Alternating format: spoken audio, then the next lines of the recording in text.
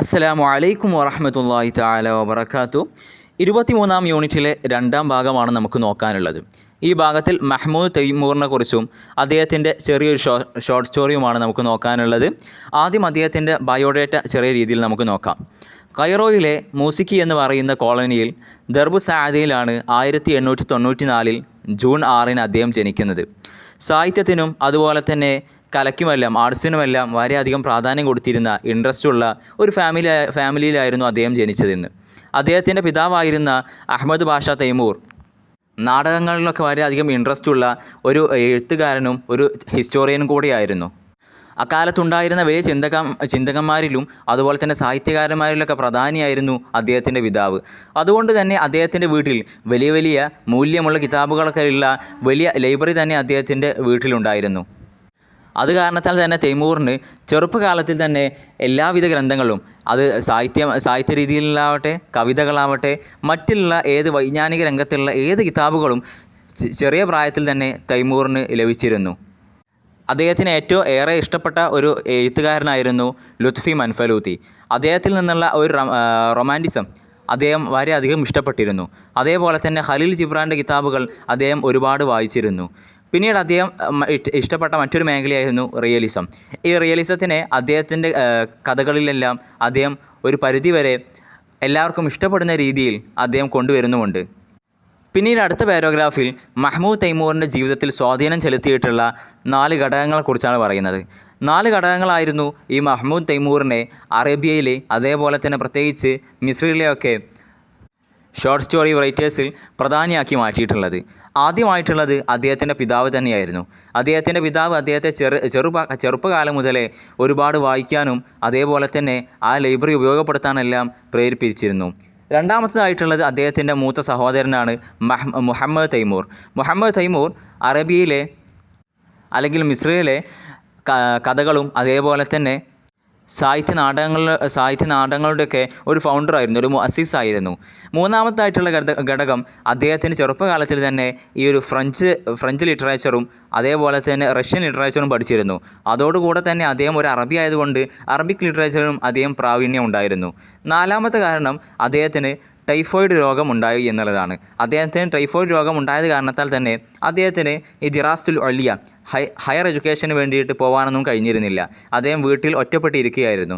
ആ സമയത്ത് അദ്ദേഹം ഒരുപാട് വായിക്കുകയും പഠിക്കുകയും ചിന്തിക്കുകയും ആ കാര്യങ്ങളൊക്കെ ചെയ്ത് അതും അദ്ദേഹത്തിൻ്റെ ഇത്രയേറെയുള്ള വിജയത്തിനുള്ള ഒരു കാരണം തന്നെയാണ്. അദ്ദേഹത്തിൻ്റെ യുവത്വകാലത്തിൽ അദ്ദേഹം ഗൈഡെ മോപ്പസൻറ്റിനെയും അതേപോലെ തന്നെ ആൻറ്റോൺ ചെക്കോവിനെ കുറിച്ചൊക്കെ പഠിക്കുന്നുണ്ട്. അവരുടെ കൃതികളൊക്കെ ഇദ്ദേഹത്തിൽ വളരെയധികം സ്വാധീനം ചെലുത്തുന്നുമുണ്ട്. അദ്ദേഹത്തിൻ്റെ അഭിപ്രായത്തിൽ ഈ മോപ്പസൻറ്റ് എന്ന് പറയുന്നത് ഷോർട്ട് സ്റ്റോറി റൈറ്റേഴ്സിലെ ഒരു പ്രധാന നേതാവ് തന്നെയാണ്.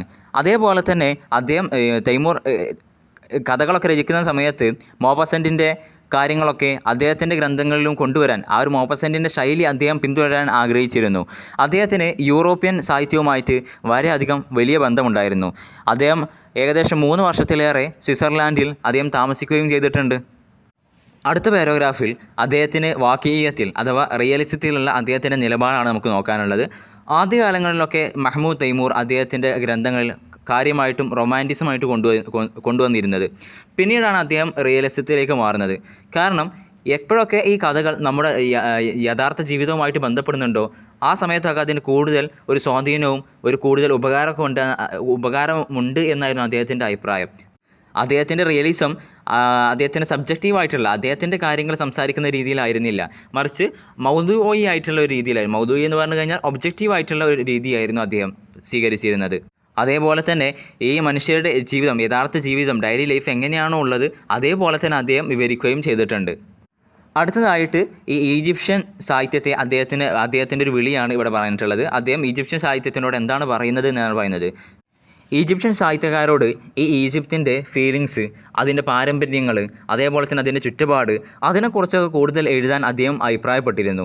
അതേപോലെ തന്നെ അദ്ദേഹത്തിൻ്റെ കഥകളെല്ലാം നോക്കുകയാണെങ്കിൽ ഈജിപ്തിലുള്ള ഗ്രാമീണ അതേപോലെ തന്നെ നാഗരികമായിട്ടുള്ള അവരുടെയൊക്കെ ജീവിതമായിരുന്നു അദ്ദേഹത്തിൻ്റെ കഥയിലെ പ്രധാന ചർച്ചാ വിഷയം എന്നുള്ളത്. അദ്ദേഹത്തിൻ്റെ കഥയിലുള്ള ക്യാരക്ടേഴ്സൊക്കെ ഒന്നെങ്കിൽ ഈ ഗ്രാമങ്ങളിലുള്ള കർഷകരോ അല്ലെങ്കിൽ ഉദ്യോഗസ്ഥന്മാരോ അല്ലെങ്കിൽ കച്ചവടക്കാരൊക്കെ ആയിരിക്കും അദ്ദേഹത്തിൻ്റെ കഥകളിലുള്ള ക്യാരക്ടേഴ്സ്. അല്ലെങ്കിൽ അദ്ദേഹം ജീവിച്ചു വളർന്ന പോലെയുള്ള ഒരു അരിസ്ട്രോക്രാത്തി ആയിട്ടുള്ള ആ ഒരു ഫാമിലി, അതിൻ്റെ ന്യൂനതകൾ, അതിൻ്റെ പ്രത്യേകതകൾ, അതെല്ലാം വളരെയധികം നല്ല രീതിയിൽ അദ്ദേഹം വിവരിച്ചിട്ടുണ്ട് അദ്ദേഹത്തിൻ്റെ കഥയിൽ. പിന്നീട് അടുത്ത പാരഗ്രാഫിൽ പറയുന്നത് അദ്ദേഹത്തിൻ്റെ ഈ ഷോർട്ട് സ്റ്റോറികളും അതേപോലെ തന്നെ രചനകളിലുമെല്ലാം മനുഷ്യൻ്റെ പ്രശ്നങ്ങളും അതേപോലെയുള്ള കാര്യങ്ങളൊക്കെ പൊതുവായ രീതിയിൽ മാത്രമായിരുന്നു പറഞ്ഞിരുന്നത്. കാരണം അദ്ദേഹത്തിൻ്റെ വിശ്വാസമനുസരിച്ച് ഈ മനുഷ്യനെക്കുറിച്ച് നല്ല രീതിയിൽ അഥവാ യാഥാർത്ഥ്യമായിട്ടുള്ള രീതിയിൽ പരാമർശിക്കുന്ന സാഹിത്യമെല്ലാം ഒരുപാട് കാലം നിലനിൽക്കുമെന്നാണ് അദ്ദേഹത്തിൻ്റെ വിശ്വാസം. അതുകൊണ്ട് തന്നെ ഒരു മിതത്വമുള്ള ഒരു അഭിപ്രായക്കാരനാണ് അദ്ദേഹം വളരെയധികം ഹാർഷായിട്ടോ അല്ലെങ്കിൽ വളരെയധികം സോഫ്റ്റായിട്ടോ അദ്ദേഹം എഴുതുമായിരുന്നില്ല. എല്ലാത്തിനും ഒരു മിതത്വം പാലിച്ചിരുന്നു അദ്ദേഹം. അതുപോലെ തന്നെ അദ്ദേഹത്തിൻ്റെ കഥകളിൽ ഈ സമൂഹത്തിനുണ്ടാവുന്ന ഒരു പോരോ അല്ലെങ്കിൽ ഈ മനുഷ്യനോട് ഉണ്ടാവുന്ന ഒരു പുച്ഛമോ ആ രീതിയിലുള്ള ഒന്നും അദ്ദേഹത്തിൻ്റെ ഇതിലുണ്ടാവുകയില്ല. അതേപോലെ തന്നെ ഈ ആവശ്യമില്ലാത്ത വെളിവാക്കൽ, അതേപോലെ ഈ മറ്റുള്ളവരെ പരിഹസിക്കുക, അല്ലെങ്കിൽ മനുഷ്യൻ്റെ നേച്ചറിനെ തൃപ്തിപ്പെടുത്തുന്ന രീതിയിൽ, അല്ലെങ്കിൽ അദ്ദേഹത്തിൻ്റെ ഫാൻസിനെ തൃപ്തിപ്പെടുന്ന രീതിയിൽ, ഫാൻസിനെ ഇഷ്ടപ്പെടുന്ന രീതിയിൽ, അദ്ദേഹത്തിൻ്റെ ഓഡിയൻസിനെ ഇഷ്ടപ്പെടുന്ന രീതിയിൽ, അങ്ങനെയൊന്നും അദ്ദേഹം എഴുതിയിരുന്നില്ല.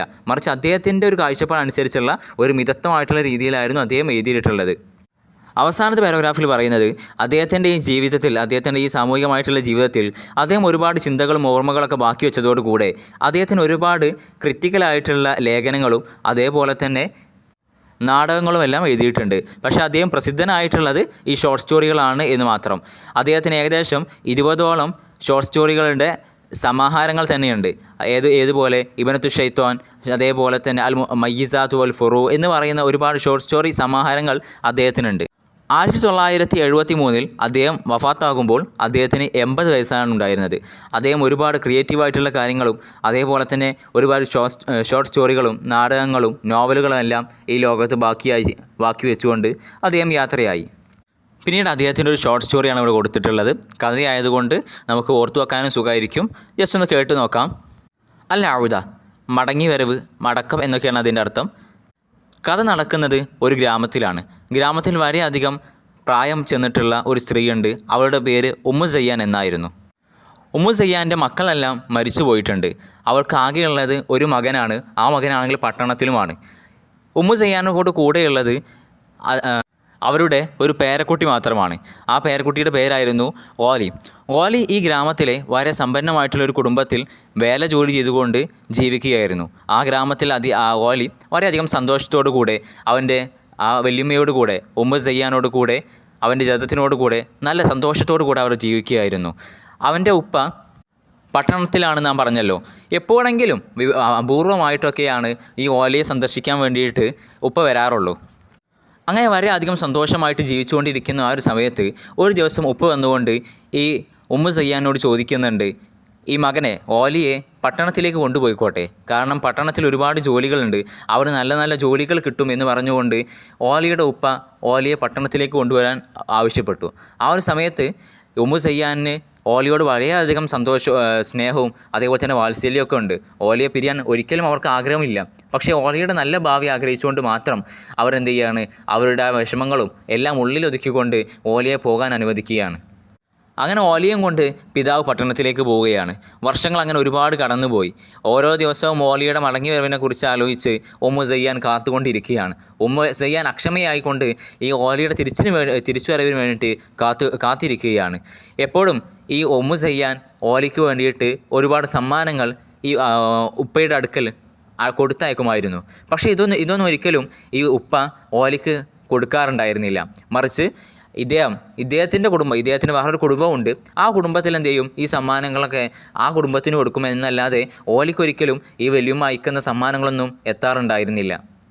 അങ്ങനെ 10 വർഷങ്ങൾക്ക് ശേഷം ഓലിക്ക് 17 വയസ്സായ സമയത്ത് ഓലി ഗ്രാമത്തിലേക്ക് തിരിച്ചു വരുന്നുണ്ട്. ആ ഒരു സമയത്ത് ഓലി പൂർണ്ണമായിട്ടും മാറിയിരുന്നു. അവൻ പട്ടണക്കാരുടെ ആ ഒരു വേഷത്തിലായിരുന്നു ഉണ്ടായിരുന്നത്. അവനെ കണ്ടപാടെ ഉമ്മു സയ്യാൻ അവനെ അണച്ചു പിടിച്ചു, ചേർത്ത് ആലിംഗനം ചെയ്തു. അവൻ ഒരുപാട് ഭക്ഷണങ്ങളും മധുര പലഹാരങ്ങളും അവന് നൽകി. അവനോട് അവൻ്റെ ചെറുപ്പകാലത്തെക്കുറിച്ചുള്ള ഒരുപാട് കാര്യങ്ങൾ ഉമ്മു സയ്യാൻ ഇങ്ങനെ പറഞ്ഞുകൊണ്ടേയിരുന്നു. പക്ഷേ ഈ ഓലിയാണെങ്കിലോ ആകെ മാറിയിട്ടുണ്ട്. അവൻ വെറുപ്പുളവാക്കുന്ന ഒരു നോട്ടവും അതേപോലെ തന്നെ ഒരിക്കലും ഒരു സ്നേഹവും ഇല്ലാത്ത കുറച്ച് ചലനങ്ങളുമായിരുന്നു അവരിലുണ്ടായിരുന്നത്. അവൻ ഈ ഉമ്മു സയ്യാനെ തീരെ പരിഗണിക്കുന്നില്ലായിരുന്നു. അവൻ ഇറങ്ങാൻ നേരത്ത് ഉമ്മു സയ്യാൻ അവന് കുറച്ച് പൈസ കൊടുക്കുന്നുണ്ട്. എന്നാൽ പൈസ കിട്ടിയപ്പോൾ ഈ ഓലി അത് ഒന്നും നോക്കാതെ, ആരാ തന്നെന്ന് പോലും നോക്കാതെ ആ ഒരു രീതിയിൽ പെട്ടെന്നെടുത്ത് വാങ്ങി എന്നല്ലാതെ ഒരു രീതിയിലുള്ള ഒരു പരിഗണനയും ഉമ്മു സയ്യാനിന് ഓലി നൽകിയില്ല.